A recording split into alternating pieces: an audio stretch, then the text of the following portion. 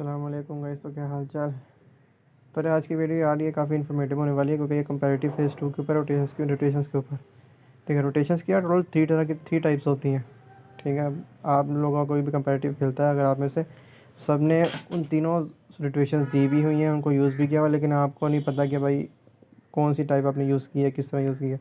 ठीक है, तो आज मैं उन सबको ब्रीफली एक्सप्लेन करूँगा जिससे आपको समझ आ जाएगी। नेक्स्ट टाइम आप जब भी रोटेशन दोगे तो आपको पता होगा भाई आप किस टाइप की रोटेशन दे रहे हो। सबसे पहले रोटेशन आती है सिंपल रोटेशन। ठीक है, आप इस एरिया पे गए, फिर यहाँ से यहाँ, यहाँ से यहाँ, यहाँ से यहाँ।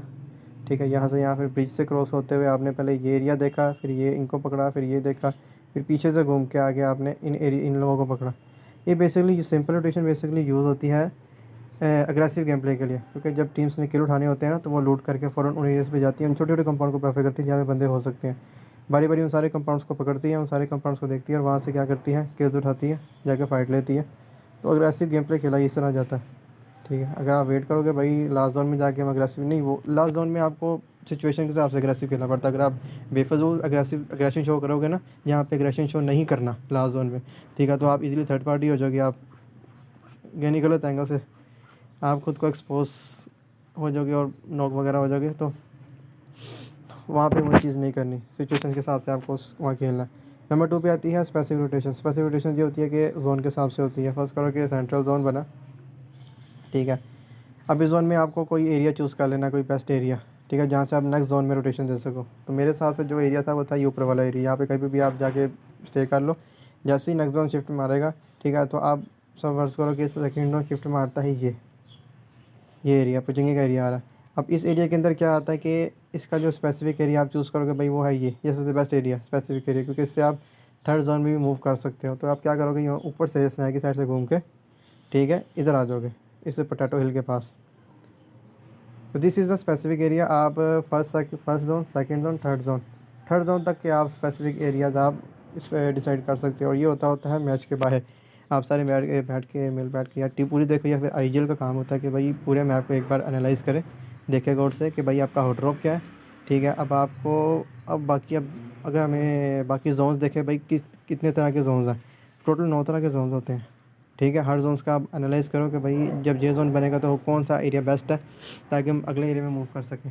हाँ, इसमें थोड़ी सी आपको यानी मेहनत करनी पड़ेगी, थोड़ा सा टाइम देना पड़ेगा, लेकिन एक बार आपने इस चीज़ को कर लिया तो आपको बेनिफिट देगी। जिस तरह एक और एग्जांपल देता हूँ आपको, अगर जोन इस तरह बनता है वेस्टर्न साइड का, ठीक है, तो इसमें ये वाला एरिया ना, ये this is the specific area. अगर आप यहाँ पे चले जाए तो बेस्ट एरिया। ठीक है, जोन कहीं भी शिफ्ट मारे तो आप इजीली मूव कर सकते हो। इजीली मूव का मतलब ये होता है कि जब भी आप रोटेशन दोगे ना यहाँ से, ठीक है, तो आपको कोई तंग करने वाला नहीं मिलेगा, आपकी रोटेशंस ख़राब नहीं होगी। अगर कोई रोटेशंस होती भी है आपके आसपास तो क्या होगा, तो ये एरिया इस तरह का है कि आपका बचपचा हो जाएगा थोड़ा बहुत। ठीक है, और अगर आपको फ़ाइट भी लेनी है तो आप फायर करना एनिमी पे तो आप इजीली कर भी सकते हो, आपको कोई मसला नहीं होगा। तो स्पेसिफिक एरियाज़ जहाँ तक मेरा ख्याल है कि ये एरिया स्पेसिफिक एरिया अच्छा था, ये एरियाज़ और ये वाले एरियाज़। ठीक है, बाकी अब मैं अलग वीडियो में ना तीनों टाइप्स को ब्रीफली एक्सप्लेन करूँगा एक एक करके। साथ में आपको थोड़ा बहुत नॉलेज भी दे दूँगा कि भाई कौन से एरियाज़ बेस्ट है स्पेसिफिक एरिया हर जोन के हिसाब से। अब तीसरी टाइप पे आता हूँ। तीसरी टाइप होती है प्रेडिक्टिव। उसके लिए आपके पास ना पूरी जोन की ना एक लैंग्वेज होती है। हर जोन बताता है कि भाई कि मैं यहाँ बनूँगा। ठीक है, वो कब पता चलता है कि अगर उसके ऊपर मैं वीडियो बनाऊँगा, ठीक है, वो वीडियो आप जाके देखना।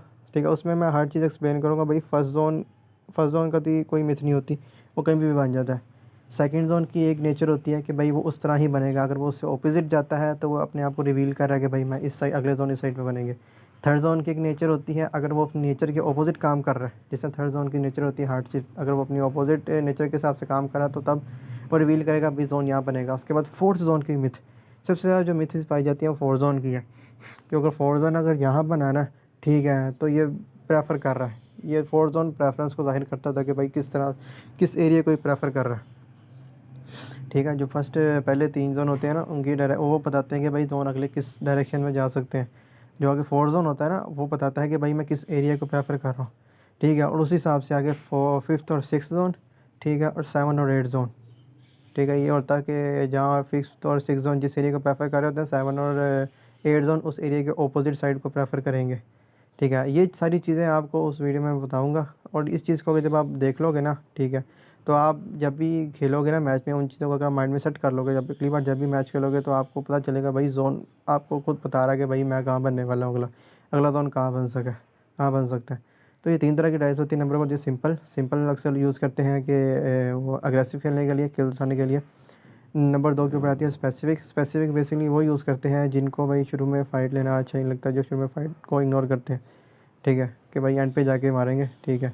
या फिर वो लोग यूज़ करते हैं, और वो लोग को यूज़ करना भी चाहिए जिनके पास जिस तरह वो उनके पास लूट कम मिली है, ठीक है, लूट का उनको मौका नहीं मिला, या फिर बंदे उतर गए थे उनके होटलों पे तो उन्हें इधर से सामान पकड़ना पड़ा, तो वो उस चीज़ को स्पेसिफिक रोटेशंस को फॉलो कर सकते हैं, ठीक है। और तीसरी जो थर्ड थी वो थी प्रेडिक्टिव रोटेशन हर एक नहीं कर सकता क्योंकि वो सबको वो चीज़ नहीं आती, उसके लिए थोड़ा सा आपको नॉलेज होना चाहिए, ठीक है, ये सारी डेटा आपको पता होना चाहिए।